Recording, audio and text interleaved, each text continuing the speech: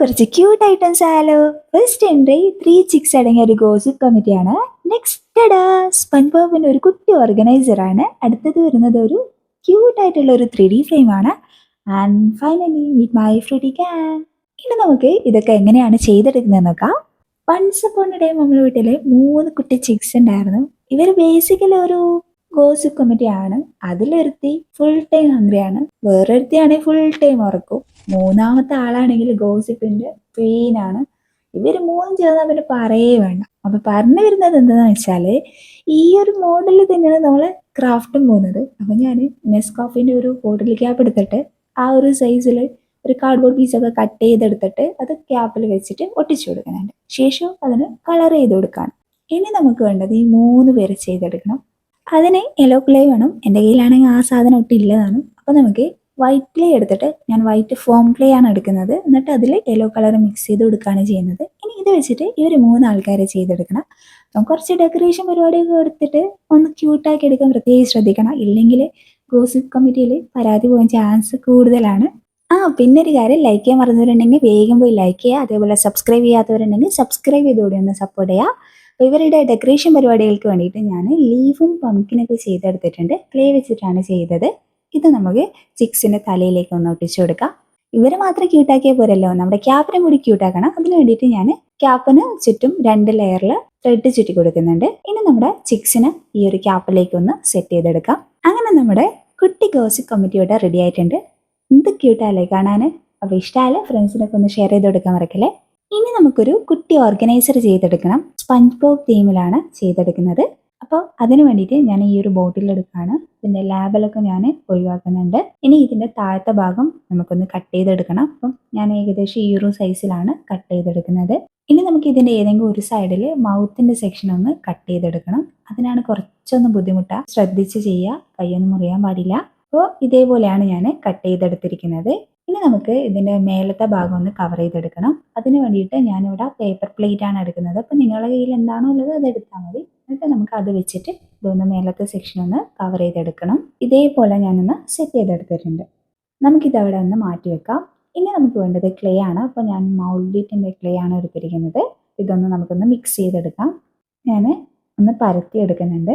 ഏത് clay use ചെയ്താലും കുഴപ്പമില്ല കേട്ടോ. ഇനി നമ്മുടെ ഈ ഒരു ക്ലേ വെച്ചിട്ട് നമ്മുടെ ബോട്ടിലിനെ കംപ്ലീറ്റ് ആയിട്ടൊന്ന് കവർ ചെയ്തെടുക്കണം. നമ്മുടെ കയ്യിൽ കാര്യമായിട്ടുള്ള ടൂൾസ് ഒന്നുമില്ല. തൽക്കാലം ഞാൻ ഈ പേപ്പർ കട്ടർ വെച്ചിട്ട് ഇതിൽ സ്പഞ്ച് ബോബിൻ്റെ പോലെ റിങ്സ് ഒക്കെ സെറ്റ് ചെയ്തെടുക്കുന്നുണ്ട്. ഇതിന് ബാക്ക് സൈഡ് വെച്ചിട്ട് ഇതേപോലെ ഒന്ന് പ്രസ് ചെയ്ത് എടുക്കുകയാണ് ചെയ്യുന്നത്. പിന്നെ നമുക്ക് വേണ്ടത് ഇതിൻ്റെ കണ്ണ്, മൂക്ക്, പല്ല് ഒക്കെ ഒന്ന് സെറ്റ് ചെയ്തെടുക്കണം. മൂക്കൊരു ഷേപ്പ് കറക്റ്റായിട്ട് കൊണ്ടുവരാൻ വേണ്ടിയിട്ട് സൈഡിലൊക്കെ എക്സ്ട്രാ ക്ലേ ഒക്കെ വെച്ചിട്ട് ഷേപ്പാക്കി എടുക്കുന്നുണ്ട്. ഇനി നമുക്ക് കളർ ചെയ്തെടുക്കണം. അതിന് ഞാൻ ആദ്യം തന്നെ പോയിട്ട് യെല്ലോ കളറിൽ സ്റ്റാർട്ട് ചെയ്തു. പക്ഷേ ഇതിൽ കളർ അങ്ങനെ എടുത്ത് നിൽക്കുന്നില്ല. അപ്പം ഞാൻ വൈറ്റ് കളറിൽ ബേസ് കോട്ട് കൊടുത്തിട്ട് അതിൻ്റെ മുകളിൽ യെല്ലോ കളർ പെയിൻറ് ചെയ്ത് കൊടുക്കുകയാണ് ചെയ്യുന്നത്. മൊത്തത്തിൽ കളർ ചെയ്ത് കഴിഞ്ഞാൽ പിന്നെ നമുക്ക് അവിടെ ബാക്കിയുള്ളത് കണ്ണ്, അതേപോലെ തന്നെ റിങ്സ് ഒക്കെ നമുക്ക് സെറ്റ് ചെയ്തെടുക്കണം. അപ്പോൾ കണ്ണൊക്കെ ഞാൻ പെയിൻറ് ചെയ്ത് മാറ്റുന്നുണ്ട്. അതേപോലെ ആ ചെറിയ ചെറിയ റിങ്ങിലൊക്കെ ഉള്ളിൽ ലൈറ്റായിട്ടുള്ള ഗ്രീനും യെല്ലോയും കൂടി മിക്സ് ചെയ്തിട്ട് കൊടുക്കുന്നുണ്ട്.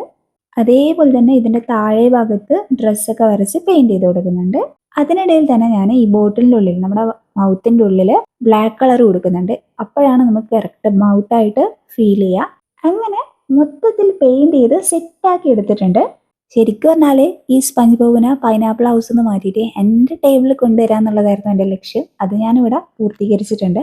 അപ്പോൾ ഇതിൻ്റെ യൂസ് എന്ന് പറഞ്ഞു കഴിഞ്ഞാൽ ഇത് നമുക്കൊരു ഡെക്കർ പീസായിട്ട് യൂസ് ചെയ്യാം. അതല്ലാണ്ട് ഇതിൻ്റെ ഒരു പ്ലസ് പോയിന്റ് എന്താണെന്ന് വെച്ചാൽ, പണ്ട് നമ്മൾ നമ്മുടെ സ്കൂൾ ടൈമിൽ പെൻസിൽ ബോക്സിൽ ക്യാൻഡീസ്, മാർബിൾസ്, അതുപോലെ മഞ്ചാടി കുരുവൊക്കെ ഒളിപ്പിച്ച് വെക്കാറുണ്ടായിരുന്നു. അപ്പോൾ അതേപോലെ തന്നെ കുട്ടി കുട്ടി ഐറ്റംസൊക്കെ മൂപ്പര വായ്ക്കുള്ളിൽ നമുക്ക് സേഫായിട്ട് വെക്കാൻ പറ്റും. അതാണ് ഇതിൻ്റെ ഒരു പ്ലസ് പോയിന്റ്. അപ്പോൾ ഇഷ്ടമായാൽ ലൈക്ക് ചെയ്യുക, ഫ്രണ്ട്സിലൊക്കെ ഒന്ന് ഷെയർ ചെയ്ത് കൊടുക്കുക. അതേപോലെ നിങ്ങളുടെ അഭിപ്രായങ്ങൾ കമൻറ്റ് ചെയ്യുക. അപ്പോൾ നമുക്ക് അടുത്തതിലേക്ക് പോകാം. ഇനിയൊരു 3D ഫ്രെയിമാണ്.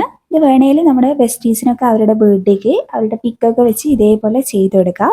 ആദ്യം ഞാൻ ഐവറി ഷീറ്റ് എടുത്തിട്ട് അതിൽ 2 സർക്കിൾ വരച്ചെടുക്കുന്നുണ്ട്. അതിലൊന്നിൽ നമുക്ക് ഇഷ്ടമുള്ള തീമിൽ, കളർ തീമിൽ പെയിൻറ് ചെയ്ത് കൊടുക്കാം. ശേഷം അതൊന്ന് കട്ട് ചെയ്തെടുക്കണം. പിന്നെ വേണ്ടത് ഒരു പേപ്പർ സ്ട്രിപ്പാണ്. ഇത് കവർ ചെയ്യാൻ വേണ്ടിയിട്ടുള്ള അത്ര ലെങ്ത്തിൽ ഒരു പേപ്പർ സ്ട്രിപ്പ് എടുക്കുക. അതിൽ ഇതേപോലെ ചെറിയ ചെറിയ കട്ട് ഇട്ട് കൊടുക്കുക.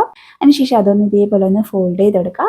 ശേഷം എൻഡ് തമ്മിൽ നമുക്കൊന്ന് ചേർത്ത് ഒട്ടിച്ചെടുക്കണം. ഇനി അതിൻ്റെ ഉള്ളിലും പുറത്തുമായിട്ട് നമ്മൾ കട്ട് ചെയ്ത് വെച്ച സർക്കിൾസ് ഒട്ടിച്ചു കൊടുക്കണം. ഇനി ബാക്ക്ഗ്രൗണ്ട് ഒന്നുകൂടി വേണമെങ്കിൽ സെറ്റാക്കാൻ വേണ്ടിയിട്ട് നമുക്ക് വേണമെങ്കിൽ എക്സ്ട്രാസ് ഒക്കെ വരച്ചിട്ട് കളർ ചെയ്ത് കട്ട് ചെയ്ത് ഒട്ടിച്ചു കൊടുക്കാം. ഞാനൊരു ക്യൂട്ട് ഗേളിനെ വരച്ച് കട്ട് ചെയ്തെടുക്കുന്നുണ്ട്. ഇനി ഇതിൻ്റെ പിറകിലേക്ക് ഒരു പേപ്പർ സ്ട്രിപ്പ് ഇതേപോലെ ഫോൾഡ് ചെയ്ത് ഒട്ടിച്ചു കൊടുക്കണം. ശേഷം അത് ഫ്രെയിമിലേക്ക് ഒട്ടിച്ചു കൊടുക്കണം. അപ്പം നമുക്ക് അവിടെ ഒരു 3D ലുക്ക് കിട്ടും. എൻടടാ, നമ്മുടെ 3D ഫ്രെയിം റെഡി. ഇതെങ്ങനെയുണ്ട്? ശരിക്കും ഒരു 3D ഫ്രെയിം പോലെ തന്നെ ഇല്ലേ? ഇതിന് നിങ്ങൾ 10ൽ എത്ര റേറ്റ് തരുന്നുള്ളതൊക്കെ ഒന്ന് കമൻറ്റ് ചെയ്യാം. നമുക്ക് ലാസ്റ്റ് ക്രാഫ്റ്റിലേക്ക് പോവാം. അതിന് കട്ടിയുള്ള പേപ്പർ അല്ലെങ്കിൽ കാർഡ്ബോർഡ് എടുക്കുക. എന്നിട്ട് അതിൽ നമുക്ക് വേണ്ട സൈസിൽ സർക്കിൾ വരച്ചെടുക്കണം. ശേഷം വാട്ടർ കളർ വെച്ചിട്ട് അതൊന്ന് പെയിൻറ് ചെയ്ത് കൊടുക്കാം. ഞാൻ ഓറഞ്ച്, ലെമൺ, ലൈം തീമിലാണ് വരച്ചെടുക്കുന്നത്. നിങ്ങൾക്ക് ഇഷ്ടമുള്ള തീമിൽ ചെയ്തെടുത്താൽ മതി കേട്ടോ. അതിനുശേഷം നമ്മൾ കളറൊക്കെ ചെയ്ത് സെറ്റായി കഴിഞ്ഞാൽ അതൊന്ന് കട്ട് ചെയ്തെടുക്കണം. നിങ്ങളുടെ കയ്യിൽ CD ഉണ്ടെങ്കിൽ അതിൽ ചെയ്യുന്നതായിരിക്കും നല്ലത്. നമുക്കിത് ടേബിൾ കോസ്റ്റേഴ്സായിട്ട് യൂസ് ചെയ്യാം. അത് മാത്രമല്ല വേൾ ഡെക്കറായിട്ട് യൂസ് ചെയ്യാൻ പറ്റും. നിങ്ങൾക്ക് ഈ 4 എണ്ണത്തിൽ ഏറ്റവും ഇഷ്ടമായത് ഏതാണെന്നുള്ളതൊക്കെ ഒന്ന് കമൻറ്റ് ചെയ്യാം. ഈ വീഡിയോ നിങ്ങൾക്ക് ഇഷ്ടമായിട്ടുണ്ടെങ്കിൽ നിങ്ങളുടെ ഫ്രണ്ട്സിനൊക്കെ ഒന്ന് ഷെയർ ചെയ്ത് കൊടുക്കാം. Don't forget to like, share, and subscribe for more handmade ideas. See you soon.